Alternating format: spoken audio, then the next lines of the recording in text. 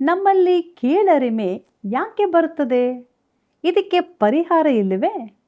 ಪರಿಹಾರ ಇದೆ ಪ್ರಿಯರೇ. ಅದೇನೆಂಬುದನ್ನು ಈ ದಿನ ನೋಡೋಣ.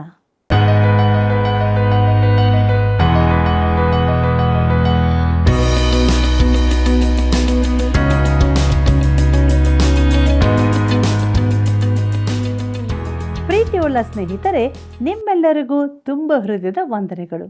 ಕಾರ್ಯಕ್ರಮವನ್ನು ವೀಕ್ಷಿಸಿ ನೀವು ಮಾಡಿದ ಅಮೂಲ್ಯವಾದ ಪ್ರೀತಿಯ ಕರೆಗಳಿಗಾಗಿ ಕೃತಜ್ಞತೆಗಳನ್ನು ಸಲ್ಲಿಸ್ತಾ ಇದ್ದೇವೆ. ವಿವಾಹದಲ್ಲಿ ಲೈಂಗಿಕತೆಗೆ ಸ್ಥಾನವಿದೆಯೋ? ನಾವು ದೇವರನ್ನು ಮೋಸಪಡಿಸುವುದು ಅಸಾಧ್ಯ. ಈ ಸತ್ಯಗಳನ್ನು ತಿಳಿದುಕೊಳ್ಳಬೇಕು. ಹಾಗಾದರೆ ಬನ್ನಿರಿ, ಪ್ರಾರಂಭದಿಂದ ಕಡೆಯವರೆಗೂ ಕಾರ್ಯಕ್ರಮವನ್ನು ವೀಕ್ಷಿಸಿ ದೇವರ ಆಶೀರ್ವಾದ ಹೊಂದಿಕೊಳ್ಳಿರಿ. ತಪ್ಪದೆ ಕರೆ ಮಾಡಿರಿ. ಬನ್ನಿರಿ, ಇಂದಿನ ಈ ದಿನದ ಅಧ್ಯಯನವನ್ನು ಪ್ರಾರಂಭಿಸೋಣ. ಪ್ರಾರ್ಥನೆಯನ್ನು ಮಾಡೋಣ. ಪರಿಶುದ್ಧನಾದ ಪರಲೋಕದಲ್ಲಿರುವ ತಂದೆಯೇ, ನಿನ್ನ ಪವಿತ್ರವಾದ ನಾಮಕ್ಕೆ ಅನಂತನಂತ ಸ್ತೋತ್ರವಾಗಲಿ. ಪ್ರಿಯ ಕರ್ತನೆ, ದಾಂಪತ್ಯ ಜೀವಿತವನ್ನು ಮಾನ್ಯವೆಂದು ನಿನ್ನ ವಾಕ್ಯದಲ್ಲಿ ಓದುತ್ತೇವೆ. ನಮ್ಮ ಪ್ರೀತಿಯ ಬಾಂಧವರನ್ನು ಆಶೀರ್ವದಿಸು. ಕುಟುಂಬವಾಗಿ ಆಶೀರ್ವದಿಸು. ಯಾರ್ಯಾರು ಎಂತೆಂತಹ ಸಮಸ್ಯೆಗಳಲ್ಲಿದ್ದಾರೋ ನಮಗೆ ಗೊತ್ತಿಲ್ಲ ಕರ್ತನೆ, ಆದರೆ ನೀನು ಪರಿಹಾರವನ್ನು ಕೊಡುವಾತನು. ನಿನ್ನ ಸಮಾಧಾನ, ನೆಮ್ಮದಿ, ಸಂತೋಷ ಎಲ್ಲವನ್ನು ಕೊಟ್ಟು ನಿನ್ನ ನೀಟಾದ ಮಾರ್ಗದಲ್ಲಿ ನಡೆಸಬೇಕೆಂದು ಯೇಸುವಿನ ನಾಮದಲ್ಲಿ ಬೇಡಿದ್ದೇವೆ. ಆಮೇನ್. ನನ್ನನ್ನು ಪ್ರೀತಿಸುವವರನ್ನು ನಾನು ಪ್ರೀತಿಸುತ್ತೇನೆ, ನನ್ನನ್ನು ಹುಡುಕುವವರು ನನ್ನನ್ನು ಕಂಡುಕೊಳ್ಳುವರು. ಜ್ಞಾನೋಕ್ತಿಗಳು 8ನೇ ಅಧ್ಯಾಯ 17ನೇ ವಚನ. ಕರ್ತನಲ್ಲಿ ಪ್ರೀತಿಯುಳ್ಳ ಸಹೋದರ ಸಹೋದರಿಯರೇ, ನಮ್ಮ ರಕ್ಷಕನಾದ ಯೇಸು ಕ್ರಿಸ್ತನ ಅತಿ ಪರಿಶುದ್ಧವುಳ್ಳ ನಾಮದಲ್ಲಿ ನಿಮ್ಮೆಲ್ಲರಿಗೂ ನನ್ನ ಹೃದಯಪೂರ್ವಕವಾದ ಪ್ರೀತಿಯ ವಂದನೆಗಳು. ಪ್ರಿಯರೇ, ದೇವರ ಮಹಾಕೃಪೆಯಿಂದ ಪರಮಗೀತ ಪುಸ್ತಕದ 3 ಅಧ್ಯಾಯಗಳನ್ನು ನಾವು ಧ್ಯಾನ ಮಾಡಿ ಆತ್ಮಿಕವಾಗಿ ಬಲ ಹೊಂದಿದ್ದೇವೆ. ಅನೇಕ ಸತ್ಯಗಳನ್ನು ನಾವು ತಿಳಿದುಕೊಂಡಿದ್ದೇವೆ. ದೇವರ ನಡೆಸುವಿಕೆಗಾಗಿ ದೇವರಿಗೆ ಸ್ತೋತ್ರವನ್ನು ಸಲ್ಲಿಸುತ್ತಾ ಪರಮಗೀತ ಪುಸ್ತಕದ 4ನೇ ಅಧ್ಯಾಯದ ಧ್ಯಾನವನ್ನು ಪ್ರಾರಂಭಿಸೋಣ. ಪ್ರೀತಿಯುಳ್ಳ ದೇವಜನರೇ, ಈ ಅಧ್ಯಾಯದ ಕೊನೆ ವಚನ ಬಿಟ್ಟು ಉಳಿದವು ಮದಲಿಂಗನ ಗೀತವಾಗಿದೆ. ಗುಡ್ಡಗಾಡಿನಲ್ಲಿ ತಾನು ಭೇಟಿಯಾಗಿ ಊರಿಗೆ ಕರೆತಂದ ಈ ಹುಡುಗಿಯಲ್ಲಿ ಆತನಿಗಿರುವ ಪ್ರೀತಿಯನ್ನು ಅದು ಪ್ರಕಟಿಸುತ್ತದೆ. ಆಕೆ ಮೊದಲನೇ ಬಾರಿಗೆ ಪಾದರಕ್ಷೆ ಧರಿಸಿರಬಹುದು. ಈಗ ಆಕೆ ಅಂದವಾದ ಪೋಷಾಕುಗಳನ್ನು ಧರಿಸಿ ಸೊಲೊಮೋನನ ಮೇಜಿನಲ್ಲಿ ಆಕೆಗೆ ಎಂಥ ಸೌಭಾಗ್ಯ ದೊರಕಿದೆ. ಆಕೆ ಅದರಲ್ಲಿ ಆನಂದಿಸುತ್ತಾ ಇದ್ದಾಳೆ. ಪ್ರಿಯರೇ, ಈ ಅಧ್ಯಾಯವನ್ನು ನಾವು ಓದುತ್ತಿದ್ದಂತೆ ದೇವರಾತ್ಮನು ನಮಗೆ ಕ್ರಿಸ್ತನ ಪ್ರೀತಿಯನ್ನು ತೋರಿಸಲು ಪ್ರಯತ್ನಿಸುತ್ತಿದ್ದಾನೆಂಬುದನ್ನು ಗಮನಿಸಬೇಕು. ಈ ಅದ್ಭುತವಾದ ವೈಯಕ್ತಿಕ ಸಂಬಂಧದ ಮೂಲಕ ಅದು ತಿಳಿಸಲ್ಪಟ್ಟಿದೆ. ಸಭೆಯ ಕಡೆಗೆ ಹಾಗೂ ವ್ಯಕ್ತಿಗತ ವಿಶ್ವಾಸಿಯ ಕಡೆಗೆ ಕ್ರಿಸ್ತನಿಗಿರುವ ಪ್ರೀತಿಯನ್ನು ಅದು ತೋರಿಸುತ್ತದೆ. ಇದು ಮದಲಿಂಗನ ಪ್ರೇಮಗೀತೆ, ಇಲ್ಲವೇ ಕರ್ತನಾದ ಯೇಸು ಕ್ರಿಸ್ತನ ಪ್ರೇಮಗೀತೆ. ನೀನು ಎಷ್ಟು ಸುಂದರಿ, ನಿನ್ನಲ್ಲಿ ಯಾವ ದೋಷವೂ ಇಲ್ಲ ಎಂದು ಹೇಳುವಾಗ ಆತನು ಸಭೆಯ ಕುರಿತೇ ಹೇಳುತ್ತಿದ್ದಾನೆಂಬುದು ಸ್ಪಷ್ಟ. ವಚನ 7 ಗಮನಿಸಿರಿ. ಪ್ರಿಯರೇ, ಕ್ರಿಸ್ತನು ಸಭೆಯ ಕುರಿತಾಗಿ, ಪ್ರತಿಯೊಬ್ಬ ವಿಶ್ವಾಸಿಯ ಕುರಿತಾಗಿ ಹೇಳುತ್ತಿದ್ದಾನೆ. ನನ್ನೊಂದಿಗೆ ನಿನ್ನೊಂದಿಗೆ ಮಾತನಾಡುತ್ತಿದ್ದಾನೆ. ಇದರ ಅರ್ಥ ನಾವು ಪರಿಪೂರ್ಣರಾಗಬೇಕೆಂದೋ ಇಲ್ಲ. ಎಫೆಸ ಪತ್ರಿಕೆಯಲ್ಲಿ ಪೌಲನು ಹೇಳುತ್ತಾನೆ, ಕ್ರಿಸ್ತನು ಸಭೆಯನ್ನು ಪ್ರೀತಿಸಿದ ಪ್ರಕಾರವೇ ನಿಮ್ಮ ಹೆಂಡತಿಯರನ್ನು ಪ್ರೀತಿಸಿರಿ. ಆತನು ಅದನ್ನು ಪ್ರತಿಷ್ಠೆಪಡಿಸುವುದಕ್ಕಾಗಿ ತನ್ನನ್ನು ಒಪ್ಪಿಸಿಕೊಟ್ಟನು. ಅದನ್ನು ಕಳಂಕ, ಸುಕ್ಕು ಮುಂತಾದೊಂದೂ ಇಲ್ಲದ ಕನ್ನಿಕೆಯೋ ಎಂಬಂತೆ ಪರಿಶುದ್ಧವೂ ನಿರ್ದೋಷವೂ ಮಹಿಮೆಯುಳ್ಳದ್ದು ಆಗಿರುವ ಸಭೆಯನ್ನಾಗಿ ತನ್ನೆದುರಿನಲ್ಲಿ ನಿಲ್ಲಿಸಿಕೊಳ್ಳಬೇಕೆಂದು ವಾಕ್ಯೋಪದೇಶ ಸಹಿತವಾದ ಜಲಸ್ನಾನವನ್ನು ಮಾಡಿಸಿ ಶುದ್ಧ ಮಾಡಿದನು ಎಂಬುದಾಗಿ ಎಫೆಸದವರಿಗೆ ಬರೆದ ಪತ್ರಿಕೆ 5ನೇ ಅಧ್ಯಾಯ 25 ಮತ್ತು 26ನೇ ವಚನದಲ್ಲಿ ಓದುತ್ತೇವೆ. ಕರ್ತನಲ್ಲಿ ಪ್ರಿಯರೇ, ಆತನು ರಕ್ತದಿಂದ ನಮ್ಮನ್ನು ಈಗಾಗಲೇ ಶುದ್ಧಿಗೊಳಿಸಿದ್ದಾನೆ. ಆತನ ಯಜ್ಞಾರ್ಪಣೆಯಿಂದ ನಮಗೆ ಪಾಪಗಳ ಕ್ಷಮಾಪಣೆಯಾಗಿದೆ. ಆದ್ದರಿಂದ ಈಗ ನಮ್ಮ ಮೇಲೆ ಪಾಪದ ಯಾವ ದೂರೂ ಇರುವುದಿಲ್ಲ. ಆದರೆ ಆತನು ನಮ್ಮನ್ನು ದೇವರ ವಾಕ್ಯದಿಂದಲೂ ಶುದ್ಧಿಗೊಳಿಸಲಿದ್ದಾನೆ. ಅದನ್ನು ಕಳಂಕ, ಸುಕ್ಕು ಮುಂತಾದೊಂದೂ ಇಲ್ಲದ ಕನ್ನಿಕೆಯೋ ಎಂಬಂತೆ ಪರಿಶುದ್ಧವೂ ನಿರ್ದೋಷವೂ ಮಹಿಮೆಯುಳ್ಳದ್ದೂ ಆಗಿರುವ ಸಭೆಯನ್ನಾಗಿ ತನ್ನೆದುರಿನಲ್ಲಿ ನಿಲ್ಲಿಸಿಕೊಳ್ಳಬೇಕೆಂದು ಸಭೆಯನ್ನು ಸುಕ್ಕು ಕಳಂಕಗಳೊಂದೂ ಇಲ್ಲದ್ದಾಗಿ ಮಾಡುವವನು ಆತನೇ. ನಾವು ಕ್ರಿಸ್ತನಲ್ಲಿ ಹೀಗೆ ಕಾಣಿಸಿಕೊಳ್ಳುತ್ತೇವೆ. ಈಗ ಆತನು ಸಭೆಯನ್ನು ನೋಡಿ, ನನ್ನ ಪ್ರಿಯಳೇ, ನೀನು ಸರ್ವಾಂಗ ಸುಂದರಿ, ನಿನ್ನಲ್ಲಿ ಯಾವ ದೋಷವೂ ಇಲ್ಲ ಎಂದು ಹೇಳಬಲ್ಲನು. ಯಾಕಂದರೆ ಸಭೆಯಿಂದಲೂ ಪ್ರತಿಯೊಬ್ಬ ವಿಶ್ವಾಸಿಯಿಂದಲೂ ದೋಷವನ್ನೆಲ್ಲ ತೆಗೆದನು. ಮುಂದಕ್ಕೆ ನೋಡೋಣ. ಪರಮಗೀತ 4ನೇ ಅಧ್ಯಾಯ 1ನೇ ವಚನವನ್ನು. ಅಲ್ಲಿ ನಾವು ಹೀಗೆ ನೋಡುತ್ತೇವೆ. ಆಹಾ, ನನ್ನ ಪ್ರಿಯಳೇ, ನೀನು ಎಷ್ಟು ಚೆಲುವೆ! ಆಹಾ, ನೀನು ಎಷ್ಟು ಸುಂದರಿ! ಮುಸುಕಿನೊಳಗಿನ ನಿನ್ನ ನೇತ್ರಗಳು ಪಾರಿವಾಳಗಳು, ನಿನ್ನ ಕೂದಲು ಗಿಲ್ಯಾದ್ ಬೆಟ್ಟದ ಪಾರ್ಶ್ವದಲ್ಲಿ ಮಲಗಿರುವ ಆಡು ಮಂದೆ ಎಂಬುದಾಗಿ. ಪ್ರೀತಿಯುಳ್ಳ ದೇವಜನರೇ, ಈ ಕನ್ನಿಕೆಯ ಕುರಿತ ಸೂಕ್ಷ್ಮವಾದ ವರ್ಣನೆಯನ್ನು ಇಲ್ಲಿ ನೋಡುತ್ತೇವೆ. ಅದರಲ್ಲಿ ಯಾಕೆ ದೇಹದ ಅಂಗಗಳ ವರ್ಣನೆಯಿದೆ? ವಿವಾಹದ ಕುರಿತಾದ 2 ಅತಿರೇಕವಾದ ಅಭಿಪ್ರಾಯಗಳಿವೆ. ಮೊದಲನೆಯದರಲ್ಲಿ ಲೈಂಗಿಕತೆಗೆ ಪ್ರಾಮುಖ್ಯತೆ ಕೊಡಲಾಗಿದೆ, ಇನ್ನೊಂದರಲ್ಲಿ ಲೈಂಗಿಕತೆಗೆ ಒತ್ತು ಇಲ್ಲ.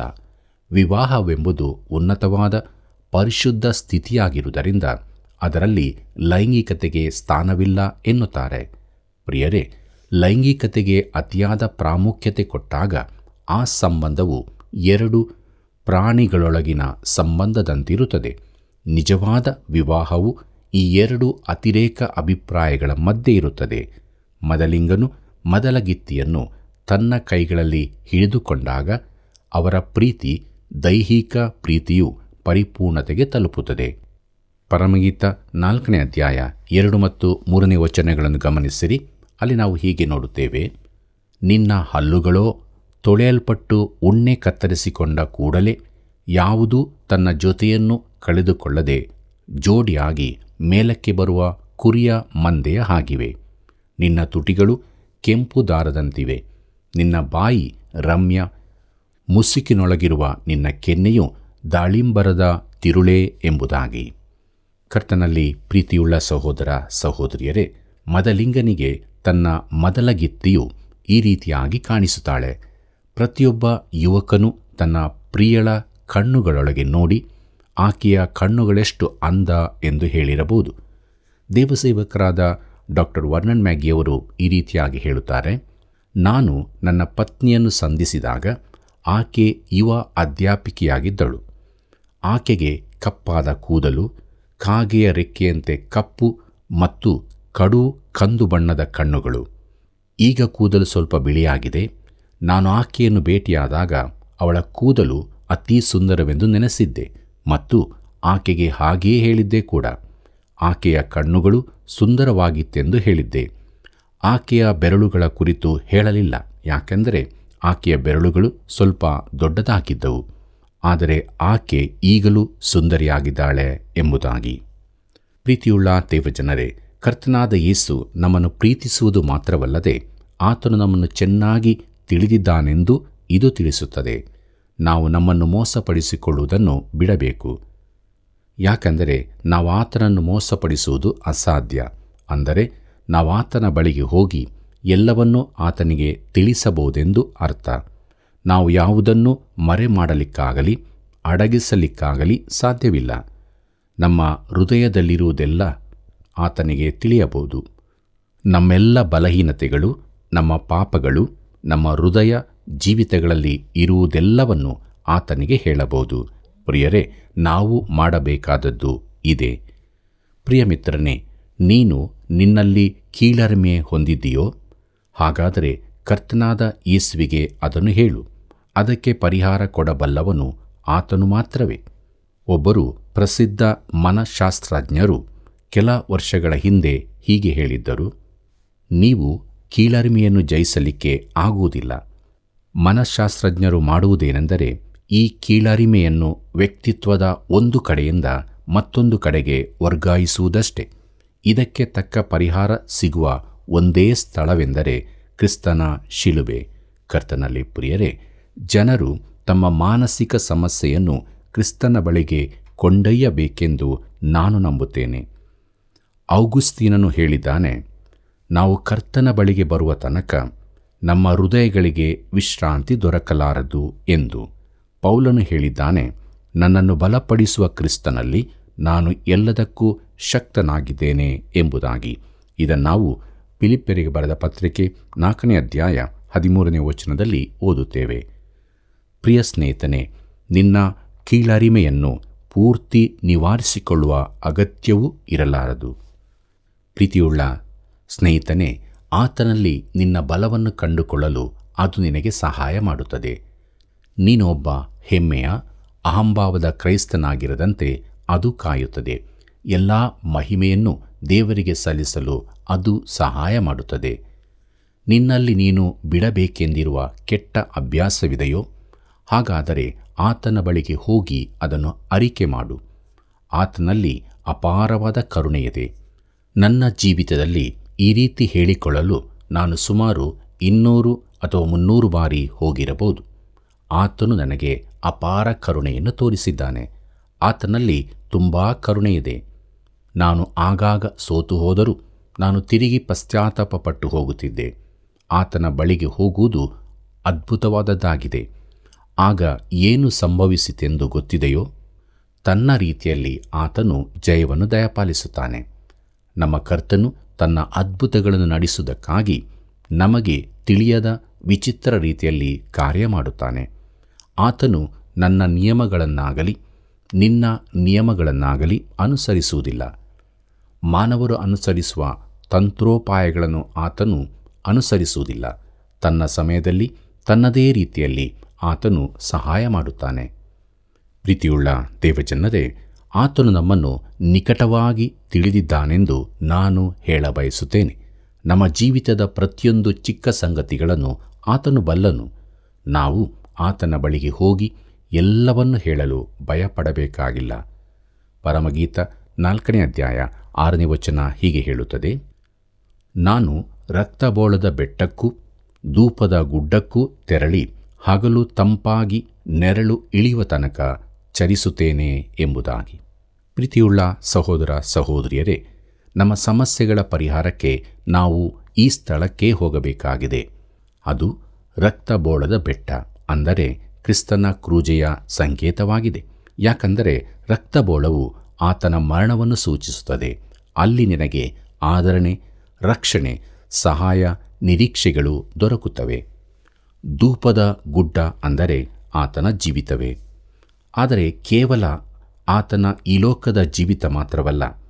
ಪೌಲನು ಬರೆಯುತ್ತಾನೆ, ಹೀಗಿರಲಾಗಿ ಇಂದಿನಿಂದ ನಾವು ಯಾರನ್ನೂ ಶರೀರ ಸಂಬಂಧವಾಗಿ ಅರಿತುಕೊಳ್ಳುವುದಿಲ್ಲ. ಕ್ರಿಸ್ತನನ್ನು ಕೂಡ ನಾವು ಶರೀರ ಸಂಬಂಧವಾಗಿ ತಿಳಿದಿದ್ದರೂ ಇನ್ನು ಮುಂದೆ ಆತನನ್ನು ಹಾಗೆ ತಿಳುಕೊಳ್ಳುವುದಿಲ್ಲ. ಕೊರಿಂಥದವರಿಗೆ ಬರೆದ 2ನೇ ಪತ್ರಿಕೆ 5ನೇ ಅಧ್ಯಾಯ 16ನೇ ವಚನದಲ್ಲಿ ಇದನ್ನು ಓದುತ್ತೇವೆ. ಪ್ರಿಯರೇ, ಈಗ ಆತನನ್ನು ನಾವು ಮಹಿಮೆಯ ಕ್ರಿಸ್ತನನ್ನಾಗಿ ಕಾಣುತ್ತಿದ್ದೇವೆ.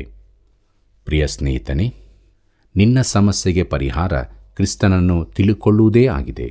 ಕ್ರಿಸ್ತ ಯೇಸುವಿನಲ್ಲಿದ್ದಂಥ ಮನಸ್ಸು ನಿಮ್ಮಲ್ಲಿಯೂ ಇರಲಿ ಎಂಬುದಾಗಿ ಫಿಲಿಪ್ಯರಿಗೆ ಬರೆದ ಪತ್ರಿಕೆ 2ನೇ ಅಧ್ಯಾಯ 5ನೇ ವಚನದಲ್ಲಿ ಓದುತ್ತೇವೆ. ಆದ್ದರಿಂದಲೇ ಉತ್ತರವು ದೇವರ ವಾಕ್ಯದಲ್ಲಿದೆ ಎಂದು ನಾನು ಹೇಳುತ್ತಾ ಇರುತ್ತೇನೆ. ದೇವರ ವಾಕ್ಯದ ಜ್ಞಾನವಿಲ್ಲದಿರುವುದರಿಂದ ಜನರು ಉತ್ತರಕ್ಕಾಗಿ ಬೇರೆಲ್ಲ ಕಡೆ ಹುಡುಕಾಡುತ್ತಿರುತ್ತಾರೆ. ಇದರಿಂದಾಗಿ ದೇವರ ವಾಕ್ಯದ ಜ್ಞಾನವಿಲ್ಲದವರು ಸುಳ್ಳು ಬೋಧಕರಿಗೆ ಸುಲಭವಾಗಿ ಸಿಕ್ಕಿಬಿದ್ದು ಅವರಿಂದ ಉಪಯೋಗಿಸಲ್ಪಡುತ್ತಾರೆ. ಆದರೆ ದೇವರ ವಾಕ್ಯದ ಮುಖಾಂತರ ನಾವು ಕ್ರಿಸ್ತನ ಪರಿಚಯ ಮಾಡಿಕೊಳ್ಳುತ್ತೇವೆ ಮತ್ತು ಈ ಪರಮಗೀತದಲ್ಲಿ ನೋಡುವ ಊಟದ ಮೇಜಿನ ಬಳಿ ಕುಳಿತುಕೊಳ್ಳುವುದಕ್ಕೆ ಶಕ್ತರಾಗುತ್ತೇವೆ. ಮತ್ತು ಈ ಪರಮಗೀತದಲ್ಲಿ ನೋಡುವ ಊಟದ ಮೇಜಿನ ಬಳಿ ಕುಳಿತುಕೊಳ್ಳುವುದಕ್ಕೆ ಶಕ್ತರಾಗುತ್ತೇವೆ. ಅಲ್ಲಿ ಆತನೊಂದಿಗೆ ಊಟ ಮಾಡಬಹುದು ಮತ್ತು ಆತನಲ್ಲಿ ತೃಪ್ತಿ, ಸಂತೋಷಗಳನ್ನು ಹೊಂದಬಹುದು. ಆತನು ನಮ್ಮನ್ನು ನಿಜವಾಗಿ ಎಷ್ಟು ಪ್ರೀತಿಸುತ್ತಾನೆಂಬುದು ನಮಗೆ ತಿಳಿದಿಲ್ಲ. ಪರಮಗೀತ 4ನೇ ಅಧ್ಯಾಯ 9 ಮತ್ತು 10ನೇ ವಚನಗಳನ್ನು ಗಮನಿಸಿರಿ. ಅಲ್ಲಿ ನಾವು ಹೀಗೆ ನೋಡುತ್ತೇವೆ, ಪ್ರಿಯಳೇ, ವಧುವೆ, ನನ್ನ ಹೃದಯವನ್ನು ಅಪಹರಿಸಿದ್ದಿ. ನಿನ್ನ ಒಂದು ಕಡೆಗಣ್ಣಿನಿಂದ, ನಿನ್ನ ಕಂಠಹಾರದ ಒಂದು ಸರದಿಂದ ನನ್ನ ಹೃದಯವನ್ನು ವಶ ಮಾಡಿಕೊಂಡಿದ್ದಿ.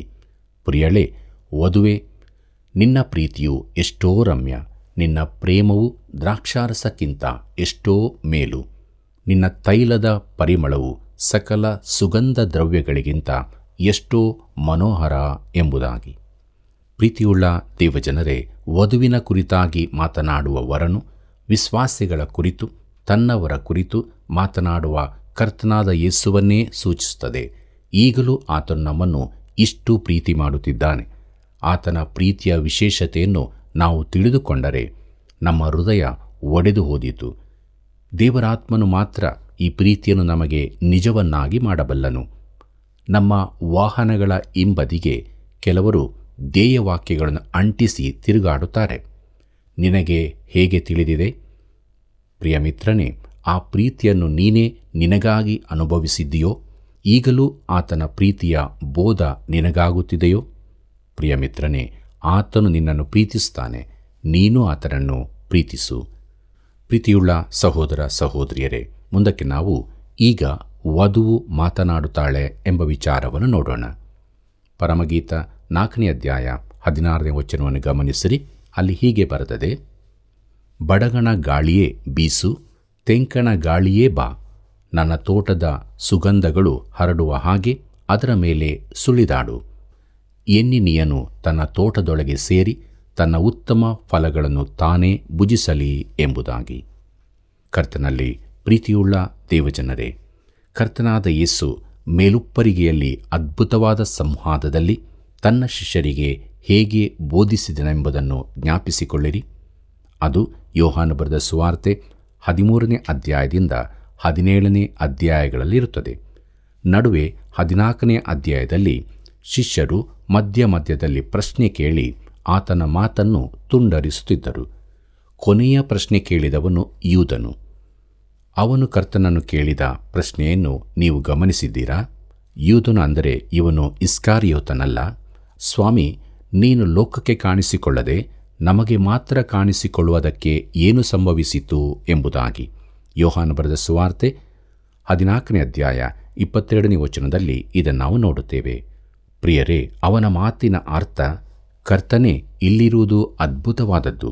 ಈ ಅದ್ಭುತ ಸಂಗತಿಗಳನ್ನು ನಮಗೆ ಪ್ರಕಟಿಸುತ್ತಾ ಇದ್ದಿ, ಆದರೆ ಹೊರಗಿನ ಲೋಕದವರ ವಿಚಾರ ಏನು ಎಂದು. ಈಗ ವಧುವಿಗೆ ಸಂದೇಶ ದೊರಕಿದೆ.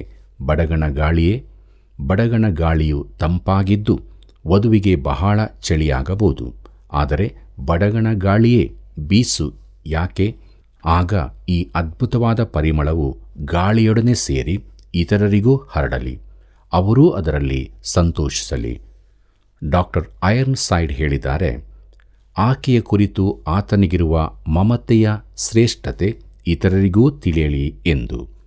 ಪ್ರಿಯರೇ, ಬಡಗಣ ಗಾಳಿಯು ಕಡು ಚಳಿಯಿಂದ ಕೂಡಿ ಮೈ ಕೊರೆಯುವಷ್ಟು ತಂಪಾಗಿರುತ್ತದೆ. ಸ್ವಭಾವತಃ ಆಕೆ ಆ ಚಳಿಗೆ ಮರಗಟ್ಟಿ ಹೋದಾಳು. ಆದರೆ ಫಲ ಬರುವುದಕ್ಕೆ ಬೇಸಿಗೆಯ ಬಿಸಿಲಿನಷ್ಟೇ ಅವಶ್ಯ, ಚಳಿಗಾಲದ ತಂಪು ಕೂಡ. ಪ್ರಿಯರೇ, ಸೇಬು ಹಣ್ಣುಗಳ ರುಚಿ ಈ ತಂಪಿನಿಂದಾಗಿ ಹೆಚ್ಚಾಗುತ್ತದೆ. ನಮ್ಮ ಜೀವಿತದಲ್ಲೂ ಕೂಡ ಹೀಗೆಯೇ ನಮಗೂ ಹಿಂಸೆ ಸಂಕಟಗಳ ಬಡಗಣ ಗಾಳಿಯಂತೆಯೇ ತೆಂಕಣ ಗಾಳಿಯ ಬಿಸಿಯೂ ಅವಶ್ಯವಿದೆ. ನಾವು ಬೇಡವೆಂದು ತಳ್ಳುವ ಅನುಭವಗಳು ನಮ್ಮಲ್ಲಿ ನೀತಿ ಸಮಾಧಾನಗಳ ಫಲಗಳನ್ನು ಉಂಟುಮಾಡುವುಗಳಾಗಿವೆ. ನಮ್ಮ ಜೀವಿತದಲ್ಲಿ ಎಲ್ಲವೂ ಮೃದುವಾಗಿ ಸುಲಭವಾಗಿದ್ದರೆ ಅದು ಪ್ರಯೋಜನಕ್ಕೆ ಬಾರದ್ದಾಗಿರುತ್ತದೆ. ಅದರಿಂದಾಗಿ ದೇವರಿಗೆ ಮೆಚ್ಚುಗೆಯಾದದ್ದು ಬರುವುದು ಬಹಳ ಅಲ್ಪ. ಆದ್ದರಿಂದ ನಮ್ಮ ಜೀವಿತದಲ್ಲಿ ತೆಂಕಣ ಗಾಳಿಯ ಹಾಗೆಯೇ ಬಡಗಣ ಗಾಳಿಯೂ ಇರಬೇಕಾಗಿದೆ. ಪ್ರೀತಿಯುಳ್ಳ ದೇವಜನರೇ, ಕರ್ತನಾದ ಯೇಸು ಈ ರೀತಿಯ ಜೀವಿತವನ್ನು ಲೋಕಕ್ಕೆ ಕಳಿಸುತ್ತಿದ್ದಾನೆ. ಆತನು ಲೋಕದವರನ್ನು ಮರೆತಿಲ್ಲ. ವಧುವು ತನ್ನ ಪ್ರಿಯನಿಗೆ ಎನ್ನಿನಿಯನು ತನ್ನ ತೋಟದೊಳಗೆ ಸೇರಿ ತನ್ನ ಉತ್ತಮ ಫಲಗಳನ್ನು ತಾನೇ ಭುಜಿಸಲಿ ಎಂದು ಆಹ್ವಾನಿಸುತ್ತಾಳೆ. ಈ ಕರೆಯನ್ನು ಆತನು ಸ್ವೀಕರಿಸುತ್ತಾನೆ. ಆ ಮೇಲುಪ್ಪರಿಗೆಯಲ್ಲಿ ತನ್ನನ್ನು ಪ್ರಶ್ನಿಸಿದ ಶಿಷ್ಯರಿಗೆ ಯೇಸು ಹೇಳಿದ್ದಾನೆ, ಯಾರಾದರೂ ನನ್ನನ್ನು ಪ್ರೀತಿಸುವನಾದರೆ ನನ್ನ ಮಾತನ್ನು ಕೈಕೊಂಡು ನಡೆಯುವನು. ಅವನನ್ನು ನನ್ನ ತಂದೆಯೂ ಪ್ರೀತಿಸುವನು, ಮತ್ತು ನಾವಿಬ್ಬರೂ ಅವನ ಬಳಿಗೆ ಬಂದು ಅವನ ಬಳಿಯಲ್ಲಿ ಬಿಡಾರವನ್ನು ಮಾಡಿಕೊಳ್ಳುವೆವು ಎಂಬುದಾಗಿ. ಯೋಹಾನ ಬರೆದ ಸುವಾರ್ತೆ 14ನೇ ಅಧ್ಯಾಯ 23ನೇ ವಚನದಲ್ಲಿ ನಾವು ಇದನ್ನು ಓದುತ್ತೇವೆ. ಕರ್ತನಲ್ಲಿ ಪ್ರೀತಿಯುಳ್ಳ ಸಹೋದರ ಸಹೋದರಿಯರೇ, ದೇವರ ವಾಕ್ಯವನ್ನು ನಾವು ಕೇಳಿಸಿದ್ದೇವೆ. ದೇವರಾತ್ಮನು ನಮ್ಮ ಸಂಗಡ ಮಾತನಾಡಿದ್ದಾನೆ. ನಾವು ಯೇಸುವನ್ನು ಪ್ರೀತಿಸುತ್ತಾ ಇದ್ದೇವೆಯೋ? ಆತನ ಆಜ್ಞೆಗಳನ್ನು ಕೈಕೊಂಡು ನಡೆಯುತ್ತಾ ಇದ್ದೇವೆಯೋ? ಹಾಗಿರುವುದಾದರೆ ದೇವರು ನಮ್ಮ ಜೊತೆ ಇದ್ದುಕೊಂಡು ನಮ್ಮನ್ನು ನಡೆಸುತ್ತಾನೆ. ಒಂದು ವೇಳೆ ಇಲ್ಲಿಯವರೆಗೂ ಕೂಡ ಯೇಸುವನ್ನು ಪ್ರೀತಿಸದೆ ಆತನ ಮಾತನ್ನು ಕೈಕೊಳ್ಳದೇ ಇರುವುದಾದರೆ ಈ ಕೃಪಾ ಸಮಯದಲ್ಲಿ ಆತನ ಬಳಿಗೆ ಬರೋಣ. ಆತನನ್ನು ಸ್ವಂತ ರಕ್ಷಕನಾಗಿ ಅಂಗೀಕಾರ ಮಾಡಿಕೊಂಡು ಆತನ ವಾಕ್ಯಕ್ಕೆ ವಿಧೇಯರಾಗಿ ಜೀವಿಸಿ ನಿತ್ಯ ಜೀವವನ್ನು ಹೊಂದಿಕೊಳ್ಳೋಣ. ಹೀಗಾಗುವಂತೆ ದೇವರು ತಾನೇ ಸಹಾಯವನ್ನು ನಡೆಸಲಿ.